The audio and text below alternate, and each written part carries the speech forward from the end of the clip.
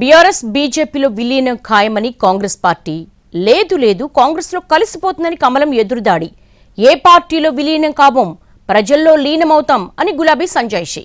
ఇది కొంతకాలంగా తెలంగాణ పాలిటిక్స్ లో నడుస్తున్న పొలిటికల్ మైండ్ గేమ్. ఇందుకు వేరే పార్టీలో విలీనమా, జనంలో లీనమా?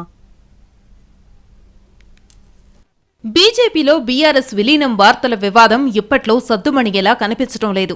సోషల్ మీడియాలో నిత్యము దీనిపై రకరకాల విశ్లేషణలు వస్తున్నాయి. విలీనంపై ఇప్పటికే చర్చలు కూడా జరిగాయని గుసగుసలు వినిపిస్తున్నాయి. ఈ ప్రచారానికి తెరదించాలని బీఆర్ఎస్ చాలా ప్రయత్నాలే చేస్తోంది.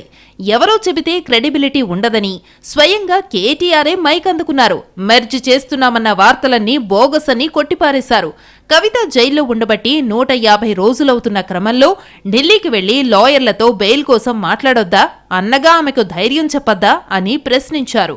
ఢిల్లీకి వెళ్లినంత మాత్రాన బీజేపీకి బెండయ్యామని, లోపాయికారీ ఒప్పందం జరిగిందనే దుష్ప్రచారం చేస్తున్నారని కేటీఆర్ మండిపడ్డారు. బీఆర్ఎస్ విలీనం ఉండదని, ప్రజల్లో లీనమై పనిచేస్తామన్నారు. ఇక వాడొకడు వీడొకడు కాయగూరలు ముచ్చట్లు చెప్పేటోళ్ళు ఉంటారు కొంతమంది. అసలు టీఆర్ఎస్ పార్టీ ఉండదట అంటాడు ఒకడు. విలీనం అయిపోతుందట, అయిపోయిందట, మాట ముచ్చట అయిపోయిందట.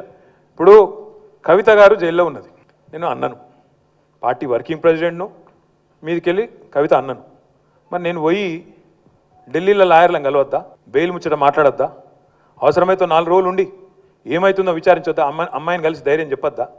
గా పని మీద నేను పోతానట, వీడు బీజేపీలో కాలు మొక్కిండు, సీక్రెట్లో బేరం చేసుకున్నాడు, మాకేం కర్మ? విలీనం వార్తలను కేటీఆర్ ఇలా కొట్టిపారేశారో లేదో, మళ్లీ సీఎం రేవంత్ చిట్ చాట్ రూపంలో ఇష్యూని లైవ్ లో ఉంచారు. బీఆర్ఎస్ బీజేపీలో అంతర్ధానం కావడం ఖాయమని చెప్పడమే కాకుండా ఒక అడుగు ముందుకేసి ఆ పార్టీలో ఎవరెవరికి ఏ పదవులొస్తాయో కూడా మీడియా చిట్ చాట్ లో చెప్పారు.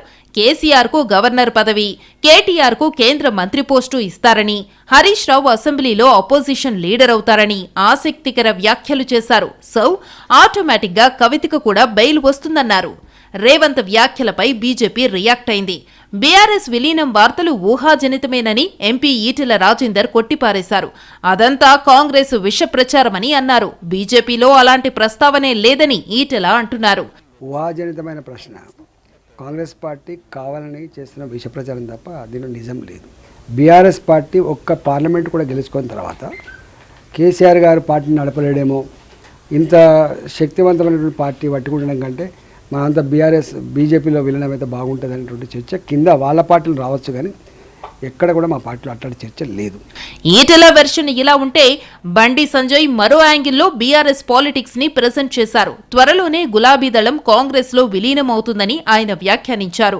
కేసీఆర్ కు ఏఐసీసీ, కేటీఆర్ కు పీసీసీ, కవితకు రాజ్యసభ సీటు ఖాయమన్నారు. కవిత బెయిల్ కు బీజేపీకి ఏం సంబంధమనేది ఆయన వాదన. పార్లమెంటు ఎన్నికల ఫలితాల తరువాత తెలంగాణ భవన్ ని వీడి గాంధీ భవన్ బాట పడుతున్న వారి నెంబర్ పెరిగింది. త్వరలో ఇంకొన్ని చేరికలు ఉంటాయని కాంగ్రెస్ లీకులిస్తోంది. ఈ క్రమంలో అసలు బీఆర్ఎస్ శాసనసభాపక్షం ఉండకపోవచ్చన్న ప్రచారము జరుగుతోంది. పార్టీ నుంచి వెళ్లిపోతున్న వారిని బీఆర్ఎస్ అడ్డుకోలేకపోతోంది.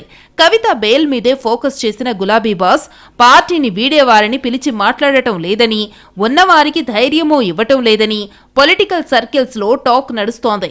ఈ క్రమంలోనే బీఆర్ఎస్ బీజేపీలో విలీనం అవుతోందంటూ జోరుగా వార్తలొస్తున్నాయి.